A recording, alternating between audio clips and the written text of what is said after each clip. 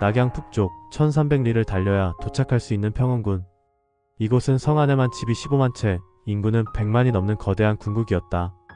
그 중에서도 평원성은 기름진 대지를 가로지르는 동마 강가에 웅장하게 자리하고 있었다. 평원성에서 말 한 마장쯤 떨어진 들판. 여기서 군사들의 훈련이 한창이었다. 모두 합쳐 3,000명 정도, 대군이라 할 순 없지만 하나의 현이 보유한 병력치고는 결코 적지 않았다. 이들은 주로 현이 아래 초직된 정규 병사들과 곳곳에서 모은 의용병들이었다. 황건적의 잔당, 그리고 새롭게 바로하기 시작한 흑산적 무리들까지 세상은 여전히 뒤숭숭했다. 고을마다 스스로를 지킬 무력이 절실히 필요한 시대였다. 멀리서 바라봐도 훈련장은 엄정했다. 벌판 아래쪽 기병대가 말을 몰며 창수를 익히고 있었다. 기수들이 내달릴 때마다 흙먼지가 하늘로 치솟았다. 위쪽에서는 보병들이 대열을 맞추고 진영을 짰다가 흩어졌다가를 반복했다. 창칼이 부딪히는 소리, 병사들의 거친 숨소리, 군기가 넘치는 함성이 들판을 뒤덮었다. 그러나 진짜 눈에 띈 것은 따로 있었다. 훈련을 지휘하는 이들. 보통 이런 조련에는 현이나 군마관 같은 관리들이 나서는 법인데 이날 이곳에는 전혀 다른 무리가 나와 있었다. 훈련장을 지휘하는 이들은 뜻밖에도 고위 관리들이 아니었다. 말을 몰며 기병을 다루는 자는 관우, 창칼을 쥐고 보병을 훈련시키는 자는 장비였다. 둘 다 단지 하급 군관, 말궁수와 보궁수의 직책에 불과했다. 그러나 그 누구도 불만을 품지 않았다. 그들의 위엄과 기량이 모든 병사들의 존경을 끌어냈기 때문이다. 관우와 장비는 난리를 평정하고 공을 세운 유비를 따라 이곳 평원에 와 있었다. 유비는 그들을 높이기보다는 사사로운 정에 휘둘릴 수는 없지. 그리고 높인들 하급 관리가 무슨 대수랴 라며 겸손히 군관의 자리에 머물게 했다. 하지만 그들은 관직 따위에 연연하지 않았다. 형제처럼 유비를 따르며 고을을 지키고 힘을 기르는데 온 힘을 쏟았다. 평원의 풍요로움과 가까운 곳에 있는 공손찬의 지원 덕에 이곳은 그들에게 더없이 좋은 터전이었다. 이날도 아침부터 군사조련이 치열하게 이어졌다. 해가 높이 떠오를수록 훈련장의 열기도 더해갔다. 그러나 한낮이 지나자 보병 진영에서 이상한 기운이 느껴졌다. 혼란스러운 움직임, 흐트러진 대열. 관우는 이상히 여겨 군사들에게 잠시 휴식을 명하고 포병 쪽으로 향했다. 그런데 거기 있어야 할 장비가 보이지 않았다. 장 장군님은 성 안으로 들어가신 후 돌아오지 않으셨습니다. 장비를 모시던 병사의 대답에 관우의 이마에 주름이 깊게 패였다. 또 술이군. 최근 장비는 다시 술을 입에 대기 시작했다. 예전에는 절제하며 훈련에 몰두했지만 요즘 들어 다시 거칠어지고 사나워졌다. 무언가 마음에 맺힌 게 분명했다. 관우는 마음을 다잡았다. 오늘은 반드시 까닭을 묻고야 말겠다. 그러나 훈련을 다시 시작해도 장비의 모습이 마음 한켠을 떠나지 않았다. 결국 해가 뉘엿뉘엿 저물 무렵 장비가 모습을 드러냈다.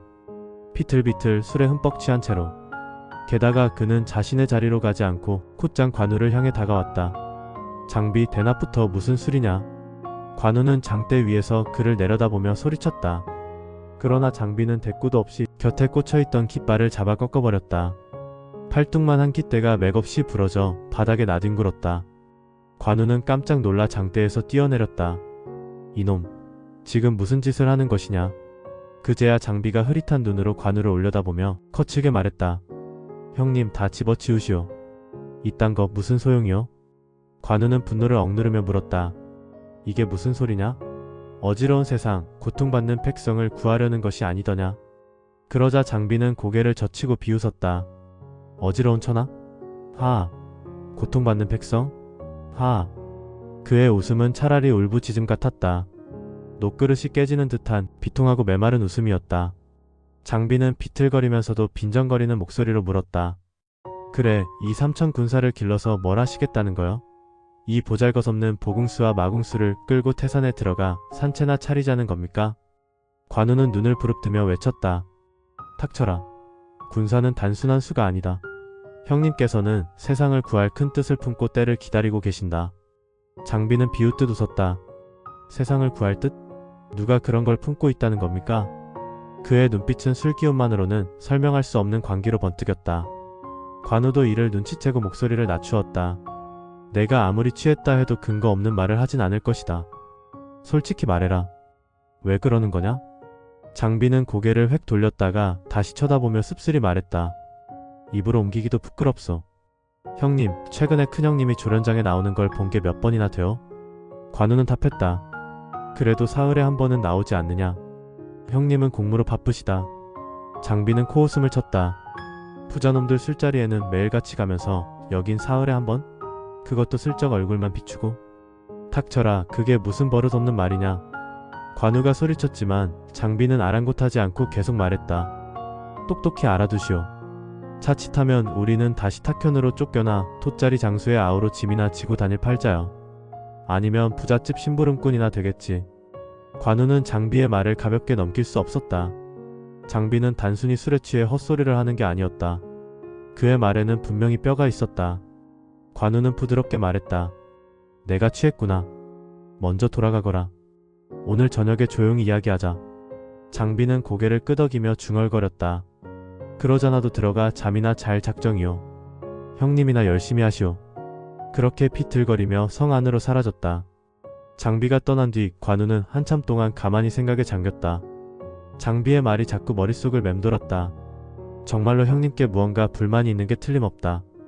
그제야 관우는 유비의 최근 모습을 떠올렸다. 술과 음악을 좋아하고 사냥과 연애를 즐기는 건 전에도 알던 일이었다. 하지만 요즘 들어선 뭔가 달랐다. 예전에는 항상 관우와 장비를 데리고 다니려 했던 유비가 이제는 밤마다 부호들의 초대를 핑계로 혼자 외출해 새벽녘에야 돌아왔다. 때로는 믿을 수 없는 말을 내뱉기도 했다. 벌써 30이 다 되어가는구나. 이렇게 떠돌다가 제사를 지내줄 자손도 얻지 못하는 건 아닐까? 남자답게 큰 뜻을 품고 세상의 이름을 떨치겠다는 야망 대신 가정을 꾸리고 편히 살고 싶어하는 듯한 말을 할 때가 있었다. 게다가 군사들을 훈련하는 열정도 처음 평원에 부임했을 때와는 달라져 있었다. 처음 이곳에 왔을 때 유비는 이렇게 말했다. 이제야 겨우 발붙일 곳을 얻었구나. 조용히 때를 기다리며 힘을 기르기에는 더없이 좋은 곳이다. 그 말처럼 유비는 장정들을 모아 조련을 시작했고 황건적 잔당과 흑산적 무리로부터 고을을 지키기 위해 온 힘을 다했다. 고을 백성들은 전란으로 피폐의 조세조차 제대로 거치지 않았지만 유비는 아랑곳하지 않고 병사들을 훈련시키고 고을을 안정시키기 위해 힘을 쏟았다. 하지만 지금 그 열정은 과거와 다르게 느껴졌다. 유비는 고을의 모든 경비를 줄일 수 있을 만큼 줄였다. 아낀 돈은 모두 군량 마련에 썼다. 자신에게 지급된 봉급마저 군량으로 돌렸고 부유한 집들을 찾아다니며 간절히 도움을 청했다. 공손찬에게도 편지를 보내 말과 무기를 빌려왔다. 관우와 장비는 이 모든 걸 형님의 가슴 깊은 곳에 품은 큰 뜻 때문이라고 믿었다. 길은 군사로 천하를 구할 웅대한 꿈을 이루려 한다고 믿었던 것이다. 하지만 장비가 지적한 대로 요즘 들어 유비의 태도는 달라졌다. 예전처럼 공무가 끝나면 콧장, 조련장으로 달려오던 유비는 이제 사흘에 한 번, 그것도 마지못해 얼굴만 비추고 말았다. 관우는 점점 불안해졌다. 훈련에 집중할 수 없어 조련을 서둘러 끝내고 성 안으로 돌아왔다. 장비는 이미 객사에서 술에 절어 뻗어 있었다. 성 안으로 돌아와서도 술을 퍼마시고는 유비를 찾아 소동을 피운 뒤 그제야 쓰러져 잠들었다는 것이었다. 형님은 어디 계시냐? 관우가 병졸 하나에게 물었다. 그 병졸은 망설이다가 답했다. 감시장원에 가셨습니다. 감시장원. 부근에서 이름난 부잣집이었다. 전에 군량을 지원한 적도 있었다. 언제 돌아오신다던가? 아마 그곳에서 나를 새신답니다. 감시집 연회는 늘 밤을 새나? 대체로 그렇습니다. 병졸의 말투는 어딘가 미심쩍었지만 고지식한 관우는 별 의심 없이 객사로 돌아왔다. 장비는 자정이 가까워서야 깨어났다. 이제 정신이 드느냐? 관우가 책을 덮으며 물었다. 하지만 장비는 대답도 없이 마당으로 나갔다가 잠시 뒤 시무룩한 얼굴로 돌아왔다. 그리고 관우를 똑바로 바라보며 물었다. 큰형님 아직 돌아오지 않으셨어? 그렇다. 감시 장원에 계신다고 하더군. 장비는 고개를 끄덕였다. 그건 이미 알고 있었소. 그렇게 말하며 갑자기 짐을 꾸리기 시작했다. 놀란 관우가 물었다. 장비 어디 가려고 이러는 거냐? 장비는 굳은 얼굴로 대답했다. 큰형님은 이미 틀렸소. 나는 떠나겠소. 형님이 틀리다니 무슨 말이냐? 그리고 어디로 갈 셈이냐? 장비는 품에서 봉서 하나를 꺼내어 관우에게 내밀었다. 이것을 읽어보시오. 뜻이 정해지면 함께 떠납시다. 장비의 얼굴에는 낮의 광기 따위는 없었다. 그저 무겁고 울적한 기색뿐이었다. 관우는 놀란 마음을 진정시키며 봉서를 펼쳤다. 거기엔 이렇게 쓰여 있었다. 조조 등은 삼가 대의를 천하에 알리노라. 동탁은 하늘과 땅을 속이고 나라를 망치며 임금을 죽이고 궁궐을 더럽히고 백성들을 무참히 짓밟았다. 그 죄악은 해를 가릴 만큼 크다. 경문에는 이렇게 적혀 있었다. 천자의 밀명을 받아 크게 의병을 일으킨다. 흉악한 무리를 쳐서 없애고 혼탁한 세상을 정화하자. 대안에 신화된 자들은 모두 군사를 일으켜 왕실과 백성을 구하라. 이 글을 받는 즉시 따르라. 이것은 진류 땅에 조조가 온 천하에 퍼뜨린 경문 중 하나였다. 관우는 봉서를 다 읽고 놀라 물었다. 장비 이걸 어디서 얻었느냐? 장비는 씁쓸히 웃으며 답했다. 오늘 아침 큰형님 책상 위에서 우연히 보았소. 형님은 이 경문을 보고도 우리에게 한마디 상의도 없이 시골 부자의 술잔치에서 여태 흥청거리고 있지 않소. 관우는 그제야 장비가 분노하는 이유를 알 것 같았다. 하지만 경문을 오늘 아침에 발견했다면 아직 형님의 뜻을 함부로 단정 지을 수는 없지 않느냐? 관우는 불쾌했지만 성급한 장비를 먼저 달래려 조심스레 말했다. 그러나 장비는 더욱 격앙되었다. 형님은 눈도 귀도 없소? 최근 몇 달 동안 큰형님이 어떻게 변했는지 못 보았단 말이오. 이게 천하를 품은 영웅의 모습이오? 또 무슨 말이냐? 관우가 다그치자 장비는 이를 악물며 말했다. 차마 내 입으로 말하기도 부끄럽소. 지금 큰형님이 빠져있는 것은 사냥이나 술이 아니라 여색이오. 여색이라니? 대체 어떤 여인이 형님을 그렇게 미혹시켰단 말이냐? 관우는 충격의 말을 잃었다. 그러자 장비가 이를 악물고 말했다. 바로 그 감가놈의 딸이오. 그 돼지 같은 부자가 딸을 내세워 큰형님을 홀렸소. 든든한 사위 하나 얻겠다는 수작이지. 곧 형님은 감신의 사위가 되어 그 집 청직이나 하게 될 거요. 장비는 녹이 어린 목소리로 말했다. 나는 더는 못 참겠소. 나와 함께 떠납시다. 우리는 사람을 잘못 본 거요. 장비는 짐을 챙기기 시작했다. 관우는 다시 다급히 말했다. 예로부터 영웅이 여자를 좋아하는 건 흠이 아니다. 감시집 딸이라면 부유한 집안 출신 아닌가. 그게 무슨 욕될 일인가? 그러나 장비는 고개를 저었다.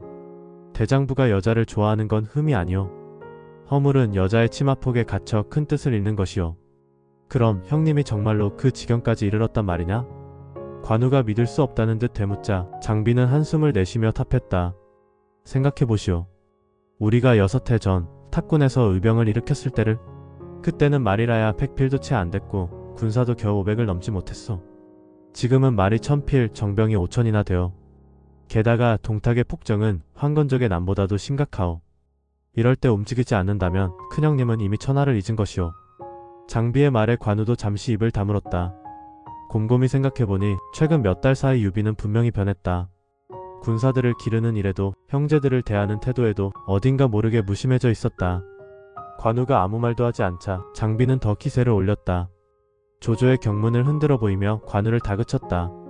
기주의 원수가 심상치 않다더니 이제 조조까지 들고 일어났는데 큰형님은 뭐여? 이 피 끓는 경문을 보고도 부자놈 딸내미 치마폭에서 헤어나오질 못하니 끝장났단 말 아니겠소.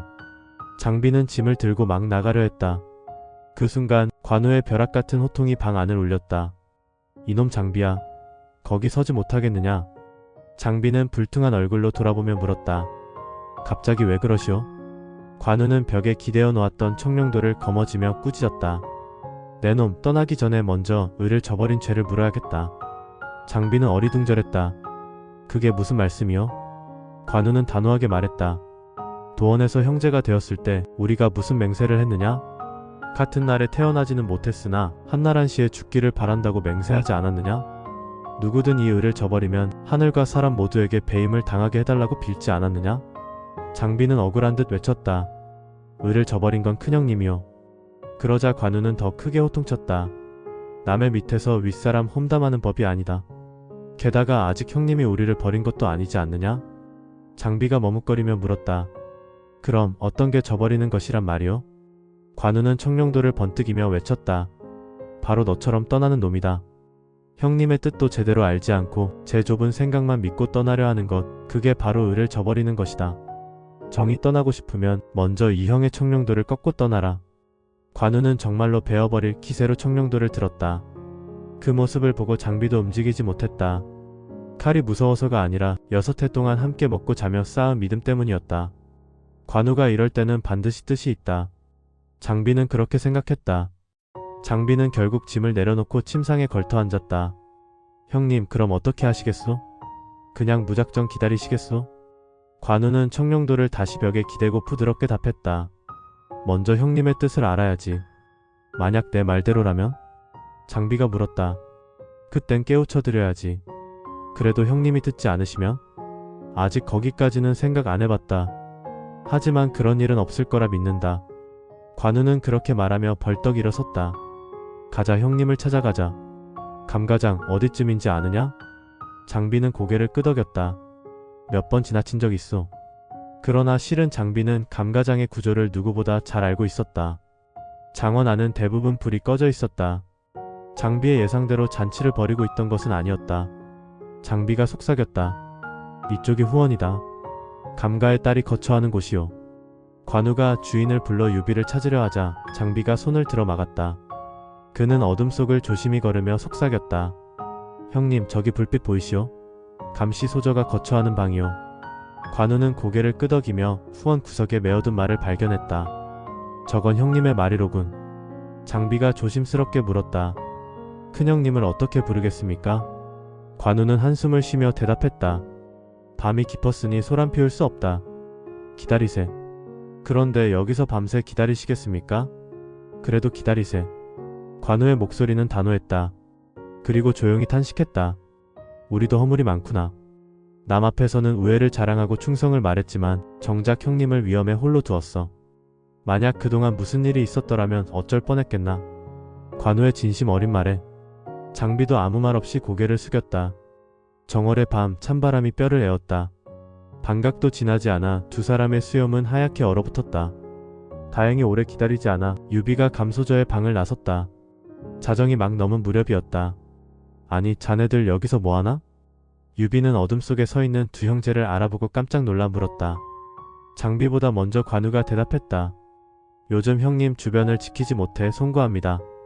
다 모두 저희 못난 아우들의 불충입니다. 그 목소리에는 원망이 아니라 진심 어린 사죄가 담겨 있었다. 유비는 한동안 말이 없었다.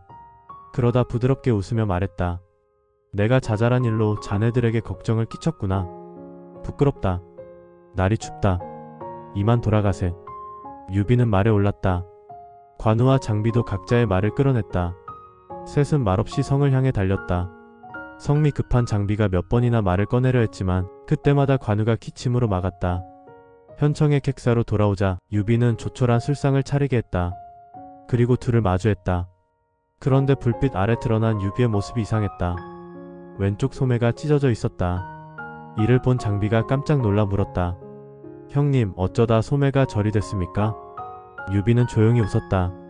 이제야 알았구나. 사실은 오늘 감소저와 착별하고 오는 길이네. 장비는 더욱 어리둥절해졌다. 착별하면서 왜 소매가 찢어졌습니까? 유비는 덤덤히 말했다. 찢긴 게 아니라 소저가 소매를 붙잡고 놓아주지 않기에 내가 스스로 잘라 뜻을 밝힌 것이다. 관우가 진지하게 물었다. 어디로 가시기에 그렇게 매정한 작별을 하셨습니까? 유비는 부드럽게 웃었다. 어리석은 형을 시험하려 들지 말게. 자네들의 걱정을 모르겠나? 하지만 이제는 걱정 말게. 그러고는 장비를 향해 말했다. 너는 내 방으로 가서 탁자 위에 놓인 봉서를 가져오너라. 이 말을 듣자 장비가 움찔했다. 한참 머뭇거리던 장비는 소매에서 구겨진 종이 한 장을 꺼내며 작은 목소리로 물었다. 장비는 소매 속에서 구겨진 봉서를 꺼내 조심스레 내밀며 말했다. 봉서라면 이것을 가리키는 것입니까? 유비는 놀란 눈으로 그것을 보더니 이내 모든 걸 알아차린 듯 고개를 끄덕이며 탄식했다. 참으로 부끄럽구나. 아우들이 이렇게나 근심하고 있었는지 몰랐다. 장비는 기쁨과 감격이 섞인 목소리로 물었다. 그럼 형님도 이미 조조와 함께 낙양으로 갈 결심을 하셨습니까? 유비는 힘주어 고개를 끄덕이며 말했다. 그렇다. 하찮은 필부라도 을을 보면 따라야 하는 법인데 우리가 가만히 있을 수 있겠느냐? 게다가 이제는 어느 정도 군사도 있으니 천하를 위해 작은 힘이라도 보태야 한다. 우리가 그토록 애써 군사를 기른 것도 바로 이때를 위해서 아니었겠느냐? 유비의 말이 끝나기도 전에 장비는 주르르 달려와 유비 앞에 엎드렸다. 형님, 이 못난 아우를 꾸짖어 주십시오. 화도 잘 내지만 감격도 잘하는 장비는 조금 전 유비를 헐뜯었던 것이 부끄러워 견딜 수 없었다. 왕방울만 한 눈에 눈물이 그렁그렁 맺혔다. 뒤이어 관우도 장비 옆에 엎드렸다. 이게 대체 무슨 짓들이냐? 유비는 당황해하며 두 아우와 함께 절을 하고는 급히 그들을 일으켜 세웠다. 사실 술상이 들어오면 내가 먼저 자네들에게 무릎 꿇고 사과할 생각이었다. 그런데 오히려 나보다 먼저 사과하다니 이 어리석은 형은 몸 둘 바를 모르겠구나. 그 말에 유비의 눈에도 눈물이 맺혔다. 마침 그때 술상이 들어왔다. 세 사람은 마치 도원에서 처음 맹세를 나눈 그날처럼 밤새 술잔을 기울이며 의를 다졌다. 이틀 뒤 그동안 기른 5천의 병사를 이끌고 조조가 기다리는 진류로 출발하려던 찰나 급히 달려온 관리 하나가 외쳤다. 수많은 대군이 이리로 몰려오고 있습니다. 놀란 유비는 급히 병사를 시켜 정찰을 보냈다. 곧 돌아온 병사에 보고 그 군사는 다름 아닌 북평태수 공손찬의 군대였다. 유비는 관우와 장비만 데리고 급히 말을 달려 공손찬을 맞이하러 나갔다.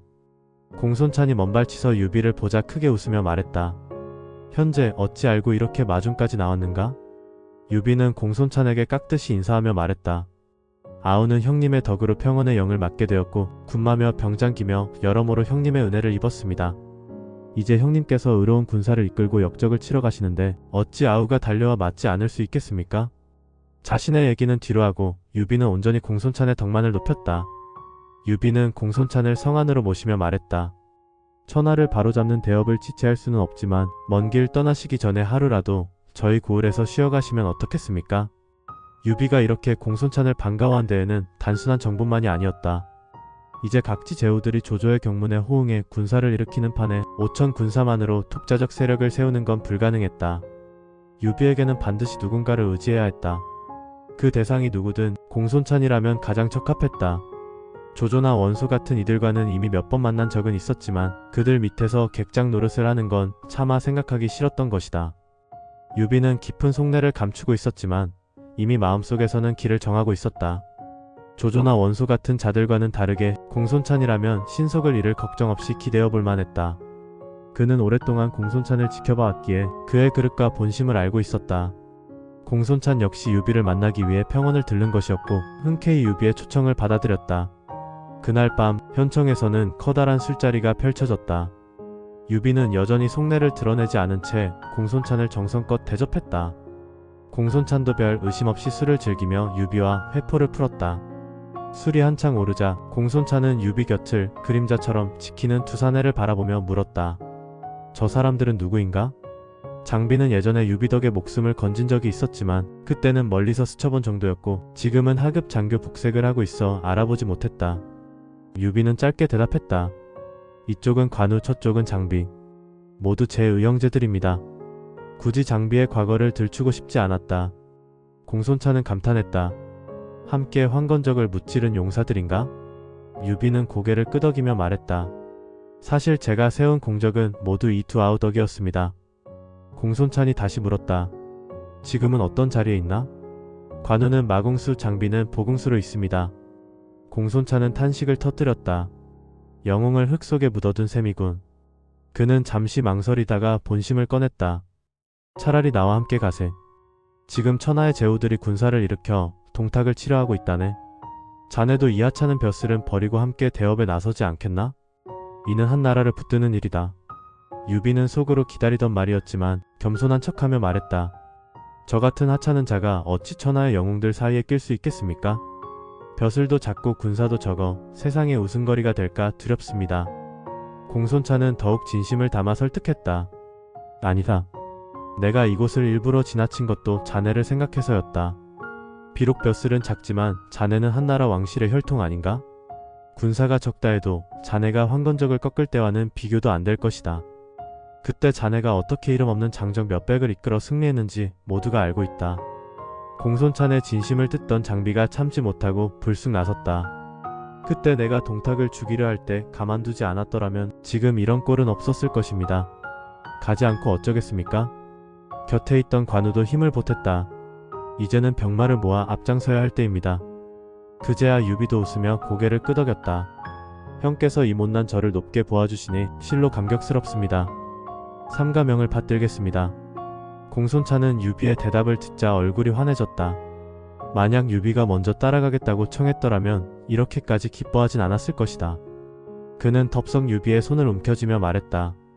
고맙네 현재. 자네와 두아우까지 앞장서 준다면 우린 바로 낙양으로 진격해도 무서울 게 없겠네.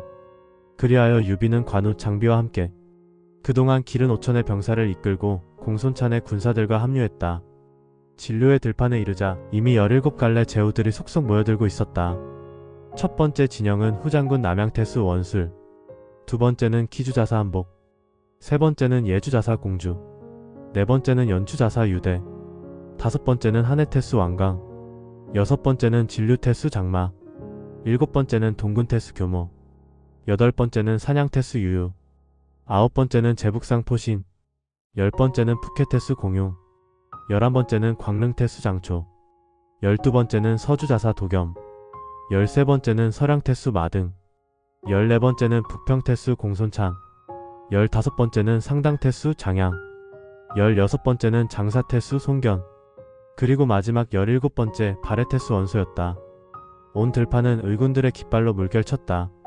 300리가 넘는 대지 위에 군사들의 함성만이 메아리 쳤다.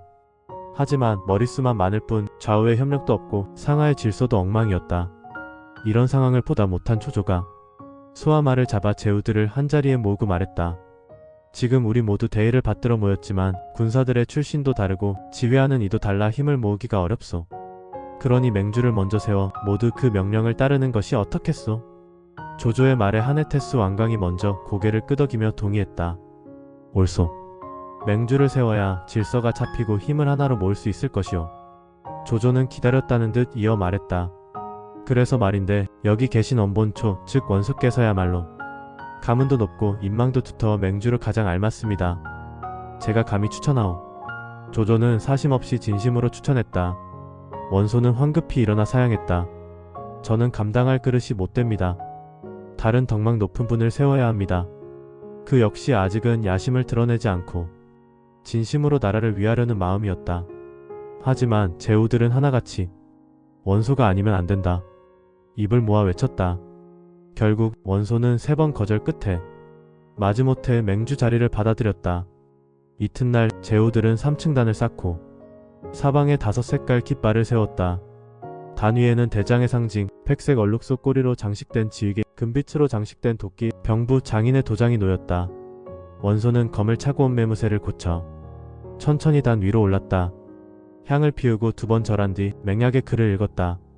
한나라가 불행하여 왕실의 기강이 무너지고 역적 동탁이 황제를 능멸하며 백성을 학대한 지 오래이다. 이에 우리는 나라가 무너지는 것을 두려워하며 의병을 모아 국난에 대처하고자 한다. 우리 동맹군은 마음을 모으고 힘을 합쳐 충성을 다해 나라를 구하겠다. 맹약의 글을 다 읽은 원소는 미리 준비된 백마의 피를 찍어 단 위에서 맹세를 마쳤다. 이 맹세를 어기는 자, 목숨을 잃고 뼈조각 하나 남기지 못할 것이다. 하늘과 땅, 조상들의 영령이시여 우리의 뜻을 지켜보소서. 원소가 단에서 내려오자 제후들은 그를 윗자리에 모셨고 나머지 제후들도 벼슬과 나이에 따라 2줄로 자리를 잡았다. 몇 차례 술잔이 오간 뒤 조조가 입을 열었다. 이제 맹주도 정해졌으니 각자 명령을 따르며 나라를 구합시다. 군사에 많고 적음으로 서로를 평가하거나 다투는 일은 절대 있어서는 안 됩니다. 조조는 친구였던 원소를 맹주로 섬기며 공손하고 절도 있는 태도로 의견을 제시했다. 원소는 엄숙하게 고개를 끄덕이며 답했다. 비록 내가 재주는 없지만 공들의 추대를 받아 맹주가 된 이상 공이 있는 자는 반드시 상을 줄 것이오. 법과 기율을 어기는 자는 용서하지 않겠소. 맹주다운 위엄과 결단이었다. 귀족 가문의 자제로 태어난 원소는 남을 부리고 군림하는 데 익숙했다. 제후들은 일제히 고개를 숙이며 외쳤다. 명하신 대로 따르겠습니다. 이제 본격적으로 군령이 내려졌다. 내 아우 원술은 군량과 말먹이 풀을 담당하라. 또 선봉을 뽑아 사수관을 공격하고 나머지 부대들은 험지를 지켜 뒤를 바치도록 하라. 그 군령이 떨어지자마자 장수 하나가 벌떡 일어나 큰 소리로 말했다. 이송견이 감히 선봉을 맡겠습니다. 모두가 고개를 돌려 바라보았다. 장사태수 송견이었다. 원소는 환한 얼굴로 그를 바라보며 말했다. 문대는 용맹하니 마땅히 그 일을 맡을 자격이 있어. 어서 사수관을 깨뜨리고 오시오. 송견은 기세 좋게 대답하고 자신의 군사를 이끌고 사수관으로 달려갔다. 송견의 휘하에는 허창과 허수의 난 때부터 함께 싸워온 용사들, 그리고 지금은 그의 충복이 된 황계 한당 정보 조무 내 장수가 있었다. 이들은 황건적과 구성의 난을 거치며 범처럼 사나운 전사로 성장했다. 특히 정보의 철모, 황계의 쇠채찍, 한당의 대형칼, 조무의 쌍칼은 벌써부터 세상의 명성을 떨치고 있었다. 이렇게 송견의 군대가 사수관을 향해 달려간다는 소식이 퍼지자 관을 지키던 장수는 겁에 질렸다. 그는 살별처럼 빠른 파발마를 달려 낙양에 있는 동탁에게 위급함을 알렸다. 하지만 그 시각 동탁은 승상부에서 술과 여색에 빠져 있었다. 정치를 쥐고 있던 동탁은 정당성을 세우려는 노력 대신 잔인함과 부패, 쾌락에 빠져 허우적거렸다. 부당하게 권력을 탈취한 것도 모자라 그 권력을 더욱 더럽게 휘두르기 시작한 것이다. 역사는 종종 부당하게 권력을 얻었더라도 훗날 훌륭한 업적으로 인정해주기도 하고 정당하게 권력을 이어받았어도 실패하면 냉정히 외면하는 법이다. 하지만 동탁은 권력을 쥔 그 순간부터 끝없는 탐욕과 타락에 빠져버렸다. 좋아, 이번에도 바로 간다. 동탁은 이유에게서 급보를 받고도 술에 취해 흐리멍덩한 얼굴을 감추지 못했다. 급히 장수들을 불러 모은 자리 먼저 여포가 나서서 외쳤다. 아버님, 염려 마십시오. 관 밖의 제후 따위 이 여포에게는 풀이나 지푸라기에 불과합니다. 제게 군사를 맡겨주십시오. 그놈들 목을 모조리 베어 성문에 매달아 드리겠습니다. 여포는 늘 두터운 대접만 받고 뾰족한 공을 세우지 못한 터라 이번 기회를 절호의 찬스로 여겼다. 그러나 여포의 호언장담이 끝나기도 전에 등 뒤에서 또 다른 장수가 뛰어나왔다. 닭 잡는데 어찌 소 잡는 칼을 쓰겠습니까? 오누께서 친히 나설 필요 없습니다. 제게 맡겨주시면 주머니 속 물건 꺼내듯 제후들의 목을 가져오겠습니다. 동탁이 눈을 돌려보니 키는 9자, 호랑이 몸에 이리허리, 표범 머리에 원숭이 팔을 가진 사내가 우뚝 서 있었다. 이름은 화웅. 관서 출신의 장수였다. 동탁은 크게 기뻐하며 화웅을 효기교의로 삼고 말과 보병 5만을 딸려 그날 밤 사수관으로 급파했다. 화웅 휘하에는 이숙, 호진, 조장 같은 강한 장수들도 따라붙었다. 한편 제북의 포시는 근왕의 대열에 끼어 있었으나 사실 군공이 탐났다. 첫 싸움의 공을 송견에게 뺏길 순 없어. 포시는 몰래 아우포충을 불러 말했다.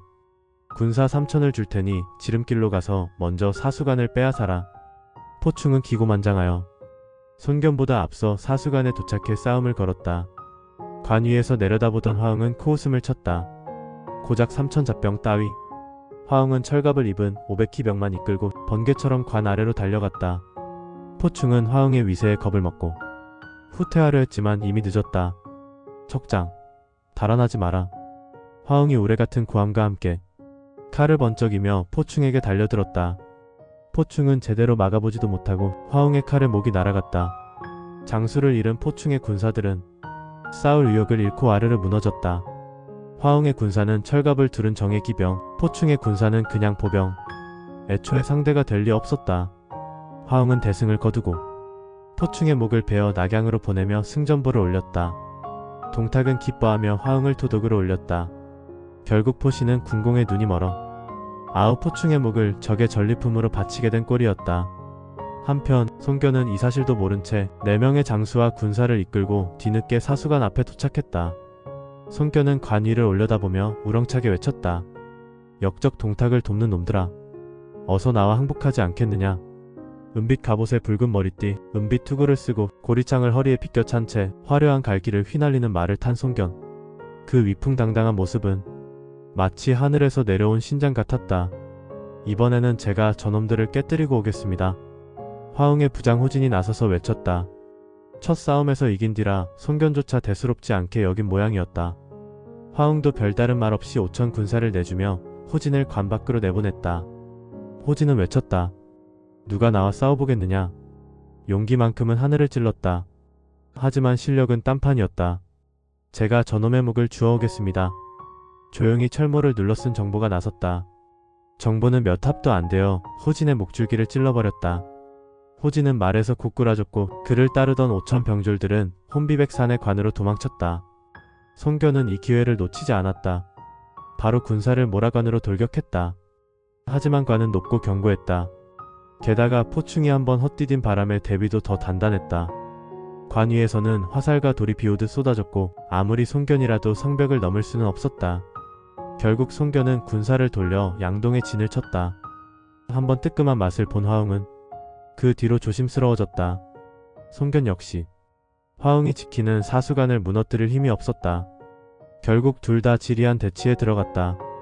대치가 길어지니 손견군은 군량과 말먹이 풀이 바닥나기 시작했다. 손견은 사람을 보내 원술에게 군량과 초지를 청했다. 그런데 원술의 측근 하나가 귓속말을 했다. 손견은 강동의 맹호라 할 만합니다. 만약 이번에 낙양을 빼앗고 동탁을 죽이면 늑대를 없애고 호랑이를 들이는 꼴이 됩니다. 군량을 주지 마십시오. 그러면 손견은 반드시 패할 것입니다. 원술은 본디 그릇이 작은 인물이었다. 손견이 성공을 세우는 것도 못마땅했는데 이 말을 듣고는 사리보다 사감을 앞세웠다. 그리하여 이런 핑계 저런 핑계로 군량과 초지를 보내주지 않았다. 사실 따지고 보면 제후들 중에서 가장 밀접했던 건 원술과 손견이었다. 원술이 동탁의 위세를 피해 남양으로 도망쳤을 때 손을 잡아준 것도 손견이었다. 그때 손견은 이미 장사태수로서 강동 일대를 떨치고 있었다. 형주자사 왕해를 죽이고 세력을 넓혀 남양까지 노리고 있었던 손견. 원술은 손견과 힘을 합쳐 남양태수 장자를 죽이고 남양을 차지했다. 덕분에 손견은 죄를 면하고 오히려 파로 장군으로 승진했다. 하지만 문제는 손견의 세력이 너무 컸다는 것. 원술이 근거지로 삼은 남양과 손견이 장악한 강동은 너무 가까웠다. 그런 상황에서 손견이 군공까지 높아지니 원술은 속이 타들어갔다. 결국 원술은 아랫사람의 진언을 받아들여 손견을 고의로 돕지 않았다.